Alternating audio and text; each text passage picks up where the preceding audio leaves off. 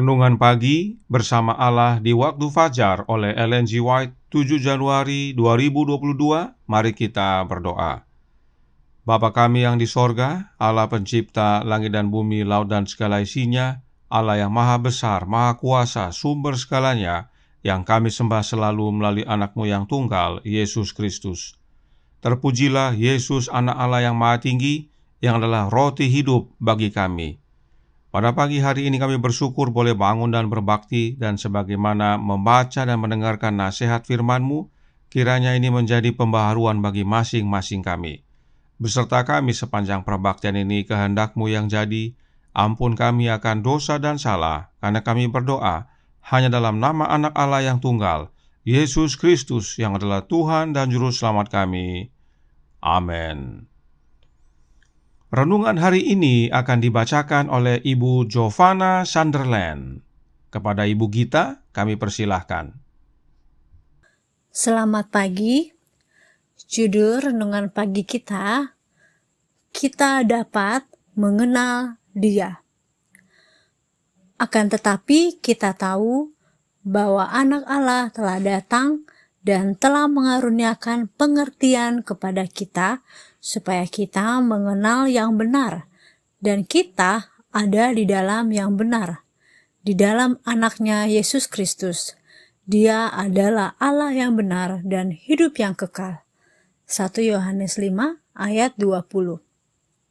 Allah tidak pernah meminta kita mempercayai tanpa memberikan bukti yang cukup atas mana iman kita didasarkan. Adanya Allah, tabiatnya, kebenaran firman-Nya, semuanya telah diteguhkan melalui kesaksian yang menarik pikiran kita, dan kesaksian semacam ini berlimpah-limpah adanya.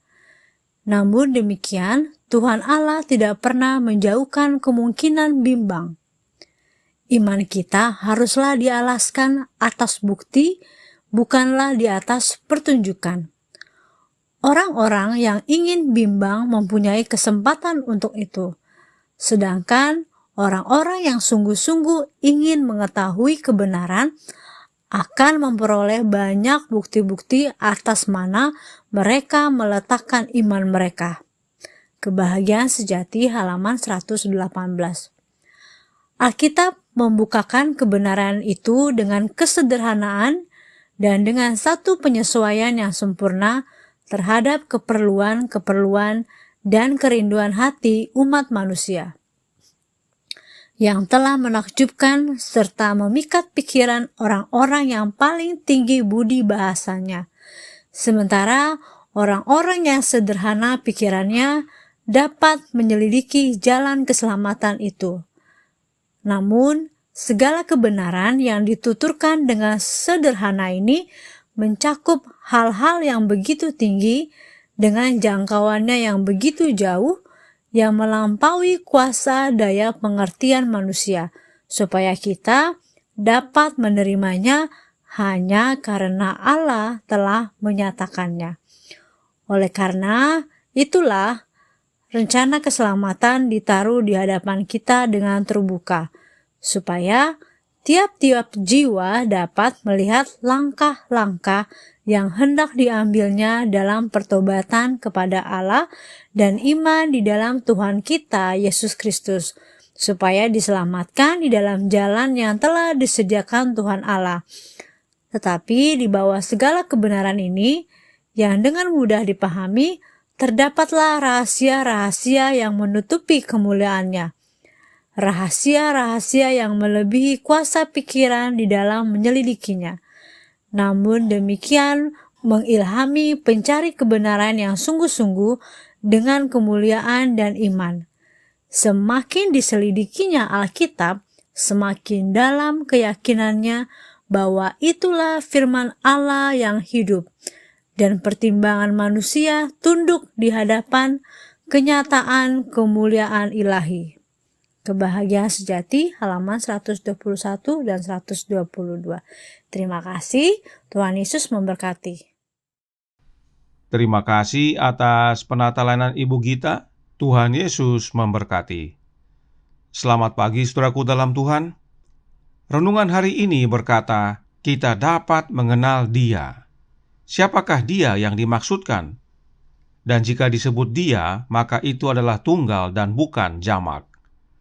Ayat inti renungan hari ini menolong kita untuk mengetahui siapakah Dia yang dimaksudkan dalam renungan hari ini. Mari kita baca dan lihat penjelasan Alkitab tentang ayat tersebut. 1 Yohanes 5 ayat 20 berkata, "Akan tetapi kita tahu bahwa Anak Allah telah datang dan telah mengaruniakan pengertian kepada kita, supaya kita mengenal yang benar, dan kita ada di dalam yang benar, di dalam Anaknya Yesus Kristus. Dia adalah Allah yang benar dan hidup yang kekal." Ayat ini adalah salah satu ayat yang sering disalah mengerti. Ada dari kaum Trinitas dan dari kaum anti-Trinitas yang memahami bahwa Allah yang benar dalam ayat ini adalah Yesus Kristus. Baik yang berbahasa Inggris maupun yang berbahasa Indonesia, semua sama. Ada banyak yang memahami bahwa Yesuslah yang dimaksudkan oleh ayat ini. Bahkan ada beberapa Alkitab bahasa Inggris yang dengan jelas menyatakan bahwa Yesuslah Allah yang benar. Apakah benar demikian? Izinkan Alkitab untuk menjawab dirinya sendiri. Pertanyaan untuk membantu adalah, ada berapa oknum yang disampaikan oleh Yohanes dalam ayat ini? Apakah ada satu saja atau ada dua? 3 sudah tentu tidak mungkin. Pilihan hanya 1 atau 2. Nah, ini adalah surat Yohanes yang kekasih dan karenanya mari kita selidiki apa yang Yohanes tuliskan. Mari kita baca bagian-bagian dari 1 Yohanes pasal 5 ini, karena tentunya Yohanes tidak mungkin bicara A di awal dan B di bagian akhir. Mari kita baca ayat pertama. 1 Yohanes 5 ayat 1 berkata, "Setiap orang yang percaya bahwa Yesus adalah Kristus lahir dari Allah, dan setiap orang yang mengasihi Dia yang melahirkan, mengasihi juga Dia yang lahir daripadanya." Yohanes ada menyebutkan Dia yang melahirkan dan Dia yang lahir daripadanya. Dalam ayat ini jelas ada dua oknum yang berbeda, yaitu Dia yang melahirkan dan Dia yang dilahirkan. Karenanya, siapakah yang melahirkan dan siapakah yang dilahirkan? Mari kita baca ayat 5 yang berbunyi, "Siapakah yang mengalahkan dunia selain daripada dia yang percaya bahwa Yesus adalah Anak Allah?" Yesus disebut Anak Allah, karenanya Yesuslah yang dilahirkan dan Allah lah yang melahirkan anaknya. Nah, sebelum kita lanjutkan, perlu diketahui bahwa di dalam 1 Yohanes pasal 5 ini ada yang disebut dengan koma Johanneum, yaitu dalam ayat 7 dan 8. Namun kita tidak akan bahas dalam pekabaran ini, karena pelajaran tentang koma Johanneum sudah dibahas dalam materi berikut ini. Linknya kami cantumkan pada bagian deskripsi. Silahkan saudara sekalian yang rindu untuk pelajari boleh ikuti. Namun, dari pelajaran tersebut, ada satu hal yang umat gereja Advent serta para pendetanya perlu ketahui, yaitu tentang penjelasan 1 Yohanes 5 ayat 7 atau koma Johanneum yang terdapat dalam websitenya Bible Research Institute atau BRI, yang adalah badan penelitian Alkitab tertinggi dalam gereja Advent. Artikel ini ditulis oleh Angel Manuel Rodriguez. Nah, sang penulis menyatakan bahwa Trinitas adalah doktrin Alkitabiah dan Anda dapat mengkhotbahkannya, tetapi jangan gunakan ayat 1 Yohanes 5 ayat 7 tersebut. Lihat kotak warna merah pada bagian bawah layar. Ini perlu diketahui oleh umat dan para pendeta dalam gereja Advent yang sekarang ini, karena masih banyak yang menggunakan ayat ini dalam mengkhotbahkan doktrin Trinitas dalam gereja Advent. Padahal ayat-ayat ini, yaitu 1 Yohanes 5 ayat 7 dan 8, tidak berhubungan dengan Trinitas. Sekarang mari kita lanjutkan ke ayat 9 yang berbunyi, "Kita menerima kesaksian manusia, tetapi kesaksian Allah lebih kuat, sebab demikianlah kesaksian yang diberikan Allah tentang anaknya." Ada oknum yang disebut Allah dan dia punya anak. jelas kembali ada dua dan bukan satu. Nah, apakah buktinya bahwa Allah yang dimaksudkan dalam pasal ini adalah Allah Bapa? Mari kita kembali ke 1 Yohanes 5 ayat 20 yang berbunyi, "Akan tetapi kita tahu bahwa Anak Allah telah datang dan telah mengaruniakan pengertian kepada kita, supaya kita mengenal yang benar, dan kita ada di dalam yang benar, di dalam Anaknya Yesus Kristus. Dia adalah Allah yang benar dan hidup yang kekal." Perhatikan, Yesus datang untuk karuniakan pengertian kepada kita supaya kita mengenal yang benar. Siapakah Dia yang benar ini? Pada bagian akhir, Yohanes menuliskan, Dia adalah Allah yang benar dan hidup yang kekal. Nah, siapakah Dia ini? Yesus sendiri menjawab dalam Yohanes 17 ayat 3 berbunyi, "Inilah hidup yang kekal itu, yaitu bahwa mereka mengenal Engkau, satu-satunya Allah yang benar, dan mengenal Yesus Kristus yang telah Engkau utus." Dalam doanya kepada Bapanya, dengan jelas Yesus menyatakan bahwa Bapanya adalah satu-satunya Allah yang benar. Inilah yang renungan hari ini nyatakan, bahwa dalam Bersama Allah di waktu fajar halaman 22 paragraf 2 berbunyi, Alkitab membukakan kebenaran itu dengan kesederhanaan. Hanya jangan lupa renungan hari ini juga berkata dalam Bersama Allah di waktu fajar halaman 22 paragraf 2, "Namun segala kebenaran yang dituturkan dengan sederhana ini mencakup hal-hal yang begitu tinggi dengan jangkauannya yang begitu jauh, yang melampaui kuasa daya pengertian manusia, supaya kita dapat menerimanya hanya karena Allah telah menyatakannya." Jadi, saudaraku dalam Tuhan, meski dibukakan dengan sederhana, ayat menjelaskan ayat sebagaimana yang kita sudah lihat tadi, namun masih banyak yang di luar kemampuan daya pengertian kita. Dan untuk itu Allah yang harus menyatakannya. Itu sebabnya Roh Nubuat berkata dalam Kebahagiaan Sejati halaman 102 paragraf 2, dijelaskan, Allah berniat bahwa di dalam hidup ini pun kebenaran-kebenaran firman-Nya akan senantiasa dibukakan kepada umat-Nya. Hanya ada satu jalan dalam mana pengetahuan itu dapat dicapai. Kita dapat mencapai satu pengertian dari hal firman Allah hanyalah melalui penerangan yang diberikan Roh yang menyampaikan firman itu. Karena manusia yang manakah mengetahui batin orang, melainkan Roh yang ada di dalam orang itu? Karena Roh itulah menyelidik segala sesuatu, walaupun perkara Allah yang dalam-dalam. 1 Korintus 2 ayat 11 dan 10. Dan janji juru selamat kepada pengikut-pengikutnya ialah, akan tetapi apabila Ia sudah datang, yaitu Roh kebenaran, maka Ia pun akan membawa kamu kepada segala kebenaran. Maka Ia akan memuliakan aku, karena Ia akan mengambil daripada hak aku, lalu mengabarkan kepadamu.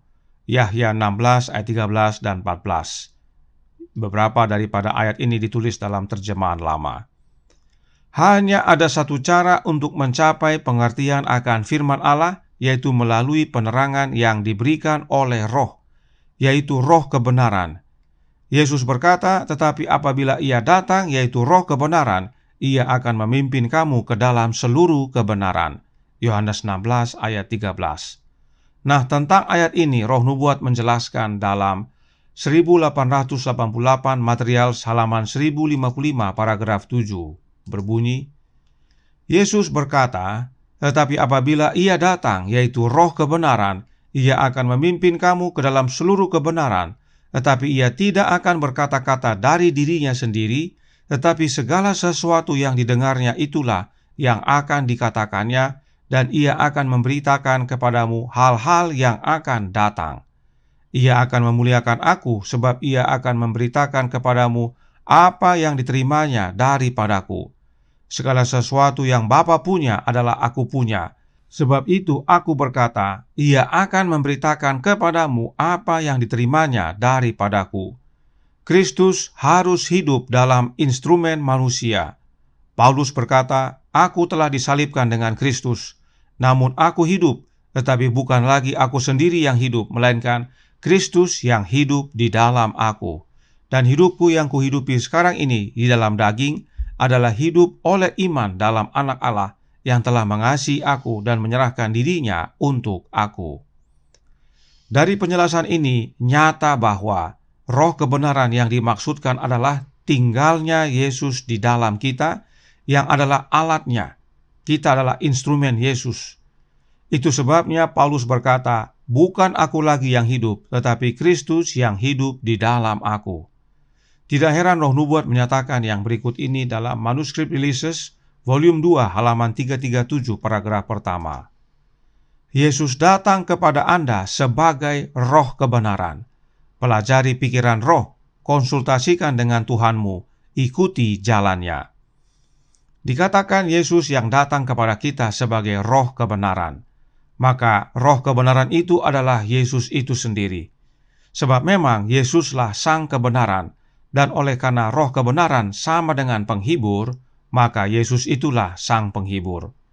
Itu sebabnya Nyonya White menuliskan yang berikut ini dalam manuskrip 8C tahun 1891 paragraf 11 yang berkata, "Kembali dia berkata, jikalau kamu mengasihi aku, kamu akan menuruti segala perintahku. Aku akan minta kepada Bapa, dan ia akan memberikan kepadamu seorang penolong yang lain, supaya ia menyertai kamu selama-lamanya, yaitu roh kebenaran, bukan penipuan. Dunia tidak dapat menerima dia, sebab dunia tidak melihat dia, yaitu Yesus pencipta kebenaran, dan tidak mengenal dia. Tetapi kamu mengenal dia, sebab ia menyertai kamu dan akan diam di dalam kamu." Yohanes 14 ayat 15 sampai 17. Jelas bahwa roh kebenaran itu adalah kehadiran Yesus di dalam kita. Sebab Yesuslah sang pencipta kebenaran itu. Dialah sang kebenaran. Karenanya, saudaraku dalam Tuhan, untuk kita dapat mengenal Allah yang adalah Bapa, yang kita perlukan adalah Yesus Kristus, Anaknya. Sebab Yesus datang untuk karuniakan pengertian kepada kita tentang satu-satunya Allah yang benar. Dan untuk dapat memahami kebenaran firman Allah, yang kita perlukan adalah Yesus Kristus. Sebab dialah roh kebenaran, yaitu yang hadir dalam hati kita oleh kehadiran rohnya yang kudus, Roh Kristus. Kiranya ini menjadi sukacita dan pembaharuan bagi masing-masing kita, agar kita datang kepada Yesus, meminta akan kehadiran rohnya dalam hati kita, agar kita dapat mengenal Bapanya. Sebab dengan mengenal Yesus, kita mengenal Bapanya. Tuhan memberkati, saya bawa dalam nama Yesus. Amin. Mari kita berdoa. Bapa kami yang di sorga, Allah pencipta langit dan bumi, laut dan segala isinya, Allah yang maha besar, maha kuasa, sumber segalanya, yang kami sembah selalu melalui anak-Mu yang tunggal, Yesus Kristus.